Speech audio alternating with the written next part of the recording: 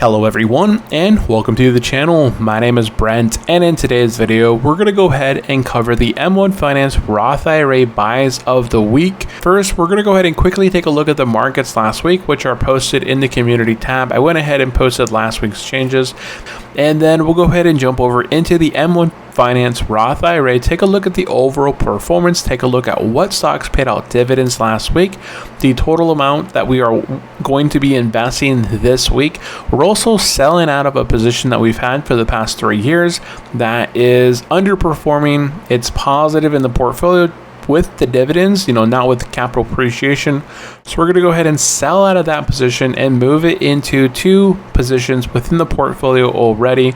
But I do have a list of companies that I want to go ahead and share with you guys, and you guys can let me know in the comment section which one you would have invested in yourself, and we're going to go ahead and make our buy. So again, if you are brand new to the channel, we cover making money, saving money, and investing money. So go down below, hit the red button to subscribe, make it gray, hit the bell to be notified every time we release a brand new video.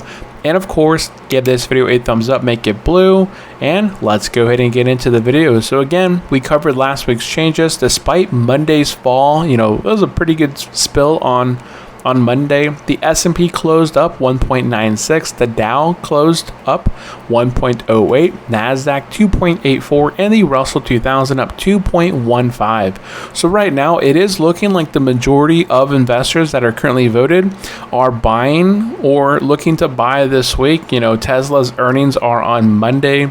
So I did have a comment here from Jab to Win Finance that he's definitely looking forward to some Tesla dipping and looking to buy up some more shares. So if you are looking to buy, let me know what stocks you're buying. But it looks like the majority so far are just kind of holding on to the positions that they currently have. So thank you for sharing, you guys. Now jumping over into the M1 Finance Roth IRA, we're taking a look at the overall performance. We're up some 72.87%, a little near 10,500. So we're getting a nice little return right there. Now our worst positions are here in the red. The oldest of the positions is Simon Property Group. Now many of these other positions down here towards the bottom here, Clorox, Merck, Hormel, Colgate, Siggy, Innovative, Method, these are all really sort of recently added positions into the portfolio. Our oldest positions being Simon Property Group and Altria. So Altria, right off the bat, that's the one that's on the cutting board.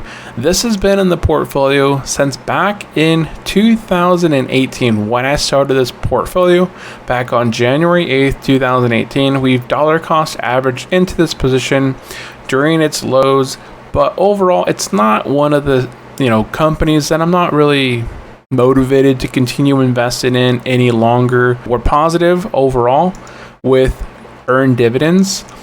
It has now overtaken our market loss. So we're going to go ahead and sell out of it. In our whole time that we've owned this position over the past 3 years, we've made a whopping $12.73. So right off the bat, we're going to go ahead and sell out of this.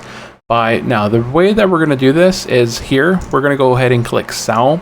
We're going to go ahead and select the full amount here to sell. Actually, we want to go ahead and see if we can sell over what this is. So I'm going to go ahead and put in actually just $1,000 there. Oh, I put in 10,000. Either way, it doesn't matter. Hit continue there and confirm the sell and submit that. Now we have a pending sell of $1,000 of Altria. Now what we can do here is go back to the Roth IRA and let's take a look at the 1 week bar. Actually, we're still covering the overall performance. So we'll go ahead and look at our top 3 winners: Apple, Lowe's, Main Street Capital, and we've already sort of covered our losers down here towards the bottom. I'm not looking to continue adding any more into Simon Property Group. If that one does fully recover, it's in retail, it's a real estate investment trust. I will more than likely sell out of that position. Now, as far as the 1 week performance, here we didn't come close to the other indexes. The S&P put on 1.96, the Dow Jones put on 1.08, and the Nasdaq was up 2.84. So they all blew past my portfolio performance. But last week, where the rest of the market was pretty negative, I do know that I was positive. So I have been positive over the past few weeks, whereas some of the times that the market was down, this portfolio had actually been moving in the positive direction. So Here we've been doing quite well since back in June. There was a bit of a dip here, and we have recovered and continue moving higher as of that date. So kind of interesting right there. Now, as far as dividends that were paid out last week, we had Simon Property Group paying out $9.30 and Cisco Corp paying out $6.16, plus our deposit there on Friday of $201.42. So we have a grand total this week of $216.88, plus we're selling out of Altria, so that's going to have another some $900 and some dollars. So we'll be investing a little over $1,000 into companies here that we're deciding to invest in on Monday. Now, the companies that I have been kind of eyeing, I went ahead and took a look at what companies are coming up on ex-dividend, and none of them caught my eye off the bat. Walmart, I did take a look at Walmart here, and we'll go actually cover it here in just a second. But what I was looking at prior to making this video was where these companies are currently trading at as far as their current price for the 1 year.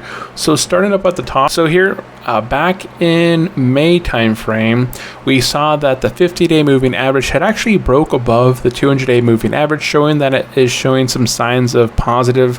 It already had a nice little run here, trading up to 154.86. So it's kind of the high area of its range. So here as of, what's that? June of 2020, it had some highs of near here. You can kind of see how it kind of stays within this 154 high, 160 peak right there. So this is kind of a trade. It's kind of a high for the current moment. So it did look like a pretty good opportunity now that it recently broke above its 200-day moving average, but it has some wiggle room. So I think if it can trade and kind of stay within this range of 150s for quite a while, we may see it break up to 160s once again and continue moving higher. But at the moment, I'm not looking to add into Digital Realty at this moment. That was just one that kind of caught my eye here. We saw, triple bottom right here. Good support before it bounced. I didn't see it during this time. It wasn't really on my mind, so I kind of missed the opportunity right here where it did dip in January of 21. Looking at Hormel Foods, this is one that we recently added into our portfolio. Now, if we're taking a look here at the year to date, this one has been trending really nicely. We can see that the 50-day just broke above the 200, showing signs of support and potential move to the upside. This one, we'll also look at its financials here in just a second, but here we're just kind of focusing on the current price, the 200-day and 50-day. So short term has momentum to the upside. So here it's been trending in that $47 mark, $40 range, which is where we started picking it up. I believe that this one does have some good potential to move higher. Its earnings recently, we'll cover financials after we cover price and such, but short term it's looking like it has some good momentum to the upside. Kimberly-Clark, we actually loaded quite a bit of Kimberly-Clark within the Merrill Edge account. I think we bought about 3,000 or so. This account has around 1,000, so we're currently holding about 4,000 or so of Kimberly-Clark. This one, it has been kind of trending downwards, but we kind of picked it up down within this range. It could continue trending down into the 130s. I think we picked it up at 132. So we're just kind of holding on to this one. I'm not going to be adding any more capital into Kimberly-Clark. If we look for Kimberly-Clark right here, ticker symbol, KMB. Here it has a starting yield of 3.26 with a forward yield of 3.36, putting it over its average 4-year average yield. So Kimberly-Clark there kind of trading within a nice little, that's a pretty nice starting yield of 3.3 essentially. And then it has the potential to move and recover up to the upside. But again, we're not going to be adding into Kimberly-Clark either at the moment and kind of loaded up on that one at the moment. Lockheed Martin is one that actually caught my eye. This is one that is more than likely going to be added into my portfolio just a little bit more. Here we saw during the downtrend back in January 21, it hit some pretty good lows down within the 320s, 325s, 330s before picking it up. Here we show signs of growth as the 50-day broke above the 200-day, and it's been kind of trending sideways. We'll take a look at its financials. Its financials look really, really nice in comparison to many of these other ones here that are within the portfolio. So this is one I'd like to kind of add more shares to. While it's kind of trending sideways, we can see that the 50-day has been kind of trending as well to the right. But overall, if we're taking a look at this one as well, so Lockheed Martin, LMT, this one currently has a trailing 12 months of 2.68. Its yield forward is at 2.73, and its 4-year average yield is at 2.36. So here we're kind of picking it up, a little bit higher on average versus its average 4-year yield. And it has pulled off its highs, so it has some highs here of above $420 pre-March of 2020. So we'll take a look at its financials, but it does look like it's back on track to start recovering. So if I start to pick this up here, as it's been kind of trending in this range, in the future, as time goes on, this company will continue to chug higher. We can see that it's been within a range, just kind of trending sideways, building some momentum, and we did see that 50-day break above the 200-day, kind of showing that it is kind of building up. And once it does build up, I think it would move, continue moving higher as financials continue to improve. Altria, this is one that we are selling out of our portfolio. This one, I bought this one, 3 years ago, back in 2018. I bought it along a dip way back when, thought, this is a pretty good position to be buying at. It looks fairly undervalued. I bought it, held it, dollar cost averaged into it, but eventually it just kind of didn't go anywhere. Here we fully recovered with the help of dividends. We did lose, capital appreciation within the Roth IRA. We're not able to tax, I can't think of the word right now, tax harvest. We sell out of this position, and we take the tax hit and write it off as a loss. We can't do that within the Roth IRA, so I did wait for the dividends to fully recover. That way I am selling out of the position, just positive with dividends net wise. We'll take a look at their financials as well, but they've been kind of downtrending. Merck right here, kind of trending within this range. I started buying it up here. I don't feel like it's going any lower. Its 50-day moving average here in the blue is now kind of stabilizing and starting to trend sideways. If its financials do begin to turn around here in 21, we should see short-term momentum to the upside. As it breaks to the upside, we'll see it recover back into the $80-$85 mark and continue moving higher into the future. Walmart here is our last one that we recently took a look at. This one I'm actually really surprised that financially wise, I haven't looked at this one in quite a while. We see that its 50-day moving average did break below its 200-day, kind of showing signs of weakness. And we did see that the price did fall quite a bit down below the 130s before kind of snapping back now into the 140s. This one, it can go hit or miss. It could lose steam here, go back down into the 130s, or it could pick up steam and go into the 150s once again. I think more than likely in the short term, Walmart has more downside potential versus upside, and that's because of its financials, which we'll go ahead and cover next. So as we go ahead and bring in their revenue, net income, and we'll take a look at their earnings per share, trailing 12 months, and we look at it percentage-wise over the past 5 years, we'll see that Walmart hasn't been going, in a really positive direction. Their revenue has been increasing up 16.33%, but their net income in the orange is down 16.84%, and their earnings per share has been decreasing recently, down 7.53%. If we take a look at the 10-year here, we can see that their revenue is up 30.33%, whereas their earnings per share is down 2.93%, and their net income for the past 10 years is actually negative by 26.61%. So overall, financially, their revenue seems to be doing fine. They're bringing in quite a bit more money, but maybe they kind of tried to change their company more from physical to online. And here we can kind of see, as they've been spending online, they have been losing on their net income and on their earnings potentially. You'd have to do a deeper dive into their 10K. But that may be the reasoning here for Walmart kind of going into the negative. So I think here in the short term, Walmart has more negativity and that price, where it's kind of trending sideways. We'll see the 50-day kind of break down and maybe move a little bit lower as far as their current share price.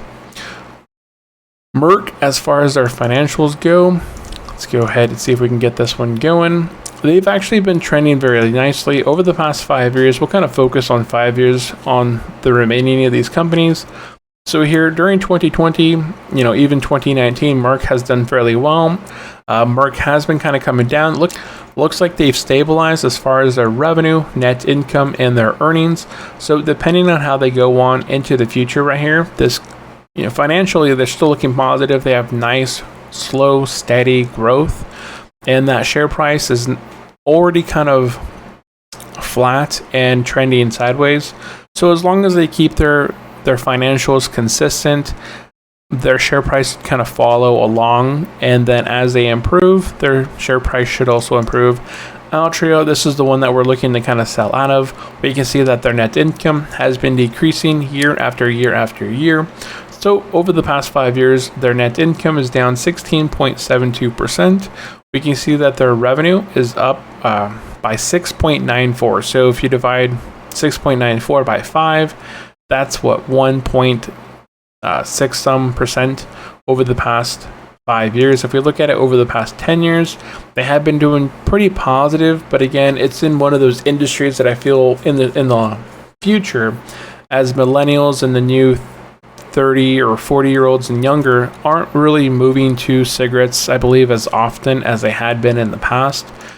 And Lockheed Martin, this is one that we're going to be buying today. I think between Lockheed Martin and Hormel Foods, I think those are the two positions that we're actually going to end up buying. But Lockheed Martin, everything is moving nice and to the upside here. They had a bit of a dip back in 2018, but fully recovered in 2019. And have been moving very steady to the upside here throughout the last 5 years. Throughout the last 10 years, it even looks even nicer. So pretty positive. Lockheed Martin, lots of government contracts, nice steady income. Kimberly-Clark, this one has nice financials besides its revenue. So they have been bringing in less money, but they've been finding ways to cut costs, reduce spending, which has increased their overall income and their earnings for the past 5 and 10 years. So all looks pretty positive there. And Hormel Foods here, this one between 2018 and 2020 had a nice little run up with their earnings and their net income. Here in 21, their past earnings, I believe they did fairly well. I have to go back and look at it, but I think I'd already done that. Otherwise, I wouldn't have invested in it. But here, they're kind of in transition. So a lot of their products are kind of getting transitioned within the stores, kind of being focused more on the vegan, non-dairy sort of outlook. So as they're doing different kinds of products, and there's other competitors out there now with Tattooed Chef and some of the other brands out there that are kind of putting out different products for their buyers that, again, are gluten-free or vegan. So they're kind of transitioning. They have the capital behind them. And if they can make this all happen within the next 1 to 2 years, this will kind of be a little blip right here, and they'll just continue moving to the upside with Hormel Foods. And Digital Realty Trust, this one's a real estate investment trust, which has had really nice growth as well with their revenue, net income, and their earnings per share. And we're not going to be looking at their free funds from operation, but overall we're going to be focusing again on just buying up some Hormel Food and Lockheed Martin with our capital. So let me know down in the comment section below of the companies here that we covered, which ones would you have invested in? Would you have invested in Walmart or continue to own Altria if it is within your portfolio, or is that just a sector or a company that you would not be interested in? Okay, so jumping over into the M1 Finance app now, we're going to go ahead and make our buys. So we already have our sell there of Altria. So what we're going to be doing here is looking for the companies that we're going to be buying. So we could either scroll through here and look for them really quickly, but we see one right here, Lockheed Martin. Now I want to go ahead and split my available for order in half. So we're going to go ahead and take our handy dandy calculator, split that in two, and we're going to go ahead and invest $608.44 into Lockheed Martin and confirm that buy. And then we're going to go, And we're going to go ahead. Now our next buy is going to go ahead and go into Hormel Foods. So we're going to go ahead and click back on our portfolio. And we should be able to easily find it by sorting by our negatives. Here we'll go ahead and select Hormel Foods, which is currently down by 0.13. So that's going to allow us to dollar cost average into this position, lowering our unit cost. Our average share price will decrease and our average yield on cost will increase as we average into this company, especially with tomorrow being a red day. That'll be pretty nice. So we'll go ahead and continue and confirm and hit done. So now that we have our pending orders, we can see that we have 2 buys and 1 sell. If we click on the details here, it's going to go ahead and give us a breakdown of where all this capital is moving into. Now all I'm going to do is go back into my portfolio, click on edit here. Now we're going to go ahead and remove Ultra from the portfolio, select all and equalize and save. So now M1 Finance isn't actually going to be, in the past, when you had removed a slice from your portfolio, those proceeds would be automatically reinvested into your total portfolio. But we've already gone through and we sold out of the position, the capital, and we've already allocated those funds towards specific companies. So M1 Finance will not proceed to reinvest my equity into positions just kind of randomly within my portfolio. Those positions will be focused into the portfolio, into the companies that we have chosen to invest in. So that is it for this video. Let me know down in the comment section below, what companies are you currently looking to buy, hold, or sell going into the final week of July. And again, if you are brand new to the channel, have not yet subscribed, go down below, hit the red button to subscribe, make it gray, hit the bell to be notified every time we release a brand new video. And of course, give this video a thumbs up, make it blue. We cover making money, saving money, and investing money. So thank you. Bye-bye.